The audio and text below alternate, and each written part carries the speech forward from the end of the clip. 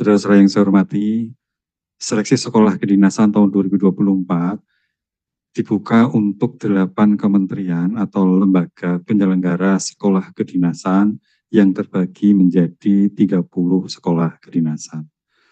Insya Allah pengumuman pendaftaran seleksi sekolah kedinasan ini akan dilakukan mulai tanggal 14 Mei 2024 dan peserta dapat mulai melakukan pendaftaran tanggal 15 Mei 2024 melalui portal SSC ASN yang dimiliki oleh BKN.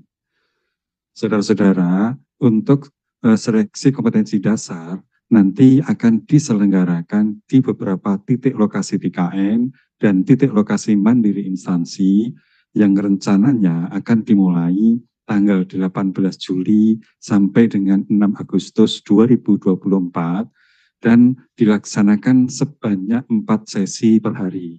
Dan untuk pelaksanaan seleksi di hari Jumat dilaksanakan hanya sebanyak 2 sesi. Informasi terkait syarat-syarat pendaftaran lainnya, saudara-saudara para pelamar dapat melihat pada website masing-masing instansi sekolah kedinasan atau pada SSC ASN. Pendaftaran seleksi sekolah kedinasan akan membuka rangkaian seleksi calon aparatur sipil negara tahun 2024. Dalam hal ini perlu kami ingatkan bahwasannya calon pelamar hanya dapat mendaftar pada satu sekolah kedinasan saja.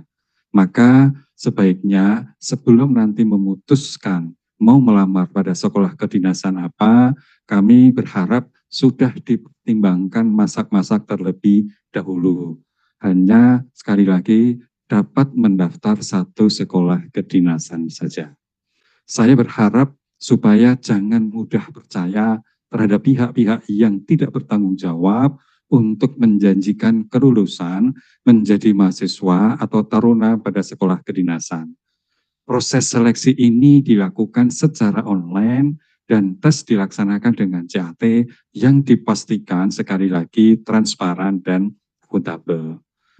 Ada beberapa sekolah kedinasan yang nantinya akan dibuka untuk pelaksanaan seleksi tahun 2024 yang tentunya dipersyaratkan bagi para pelamar yang memenuhi kompetensi spesifik di bidang pengelolaan keuangan dan kekayaan negara, bidang statistisasi, kemudian kepamongpraajaan, keamanan cyber dan persandian, keimigrasian dan permasyarakatan, meteorologi, klimatologi, dan geofisika, serta bidang transportasi.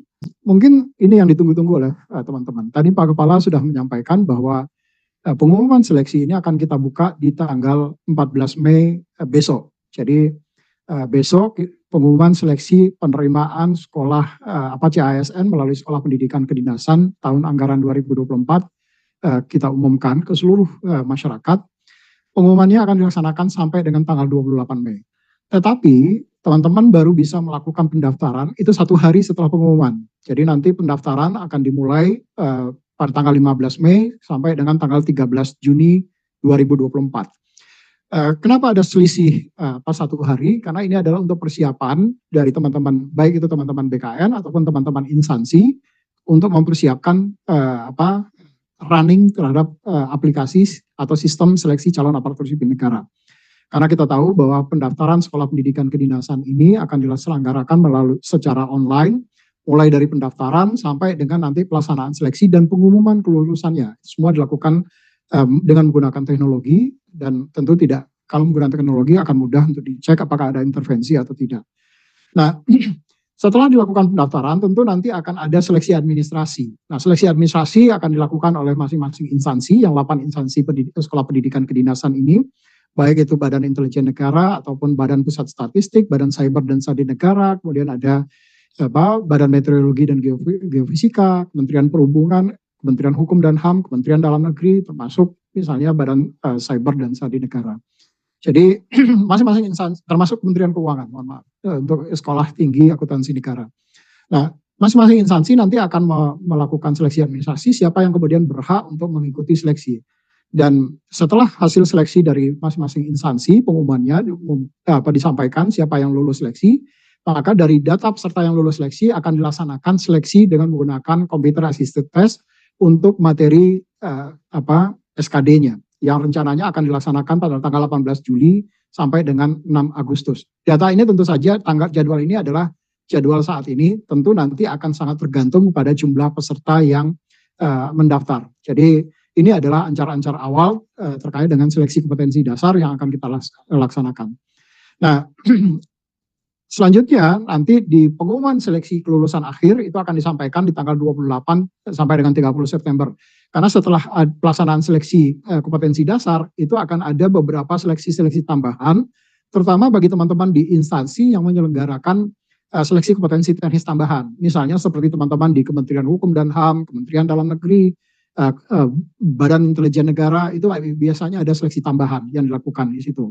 Terutama terkait dengan kesemaptaan, termasuk kemudian tes psikologi yang diperlukan oleh lembaga-lembaga tadi. Next.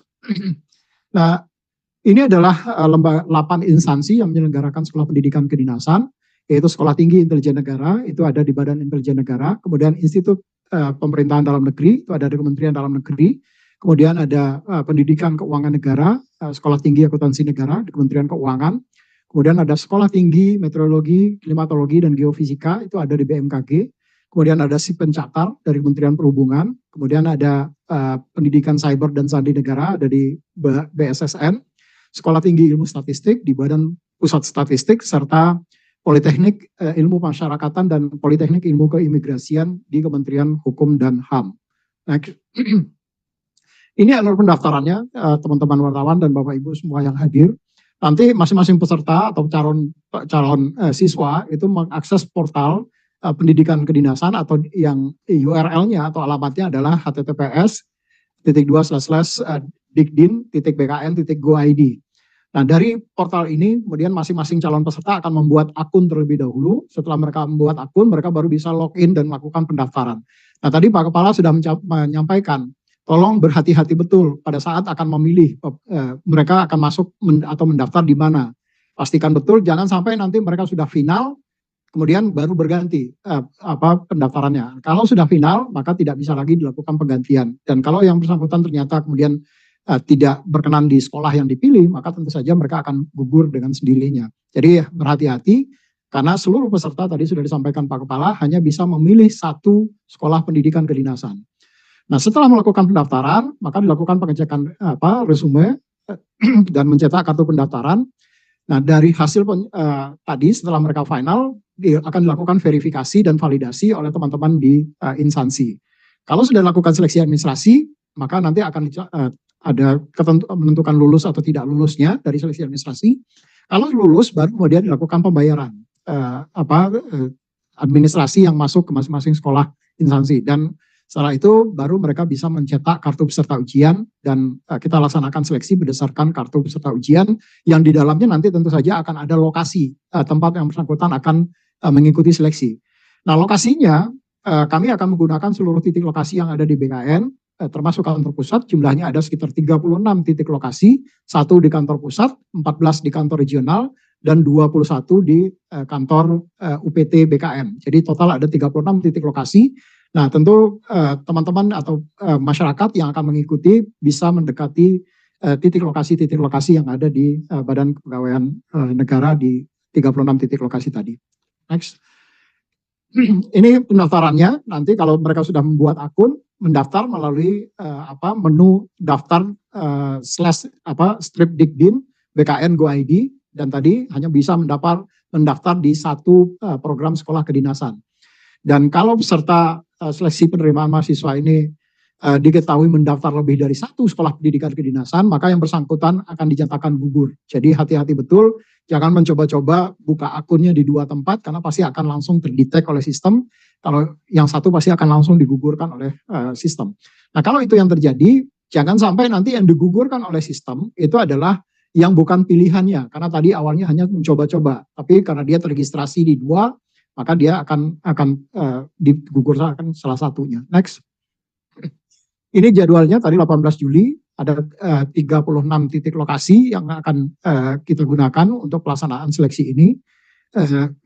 Nanti apakah kita masih memerlukan titik lokasi mandiri instansi atau tidak, itu akan sangat tergantung pada banyaknya jumlah peserta. Biasanya dulu ada teman-teman di Kementerian Perhubungan ada beberapa titik lokasi mandiri yang digunakan. Nah, kami nanti tentu akan bersama-sama dengan teman-teman di instansi untuk memastikan apakah kita perlu membuka titik lokasi mandiri atau tidak. Kalau pesertanya ternyata luar biasa banyak dan waktu kita terbatas, tentu opsi untuk titik lokasi mandiri ini akan mungkin dilaksanakan. Next. Ini jumlah soal Bapak Ibu semua, sebagaimana juga penerimaan di calon aparatur sipil negara di Sekolah Pendidikan Kedinasan, soalnya juga ada 110 soal yang terdiri dari tes karakteristik pribadi itu ada 45 soal, tes intelijensi umum 35 soal, dan tes wawasan kebangsaan sebanyak 30 soal. Kalau untuk TKP itu nilai ambang batasnya atau passing grade-nya itu minimal 156 dan nilai kumulatif tertingginya adalah 225. Nah, di TKP ini itu tidak ada nilai yang kalau mereka tidak menjawab baru hanya mendapat 0, tetapi kalau dia menjawab maka dia paling tidak mendapatkan nilai 1. Karena kalau kita berbicara karakteristik pribadi, maka yang dilihat adalah kecenderungan yang bersangkutan. Nah, kalau kecenderungan tentu kita tidak bisa melihat hitam putih di situ, karena kita akan melihat apakah seseorang itu memiliki pribadi yang lebih melayani masyarakat atau lebih jauh dari konteks untuk melayani masyarakat. Maka yang dilihat kecenderungan. Sementara untuk tes intelijensi umum dan wawasan kebangsaan, maka di sini adalah benar dan salah. Kalau benar dia dapat nilai 5 dan salah dia dapat nilai 0. Kalau dia nggak menjawab tentu juga dapat nilai 0. Waktunya alokasinya adalah 100 menit. Ini juga nanti yang ada kaitannya dengan yang tadi disampaikan oleh Pak Kepala, dengan jumlah waktu yang dialokasikan 100 menit per setiap sesinya, maka kita hanya bisa melaksanakan pelaksanaan seleksi ini itu di hari Senin sampai dengan hari Kamis, itu selama 4 sesi, tapi di hari Jumat karena terpotong dengan waktu pelaksanaan sholat Jumat, maka kita akan melaksanakannya hanya 2 sesi. Setelah termasuk juga perhitungan proses registrasi dan pemberian PIN peserta, kemudian mekanisme penitipan barang, melakukan body checking, peserta masuk ruang tunggu yang sudah disterilkan, dan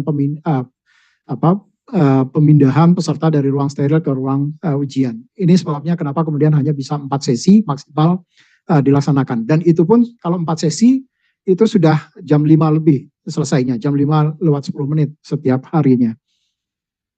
Nah, terkait dengan keamanan di dalam sistem seleksi, next saja, next lagi. Nah, sebelumnya. Jadi di sistem seleksi ini kami di BKN selalu berusaha untuk mencoba untuk meningkatkan kualitas keamanan dari sistem. Mulai dari kita menggunakan fingerprint untuk CatOS-nya ya, melalui ID. Kemudian kita juga menggunakan tentu saja terkait dengan face recognition yang selama ini sudah selalu kita gunakan.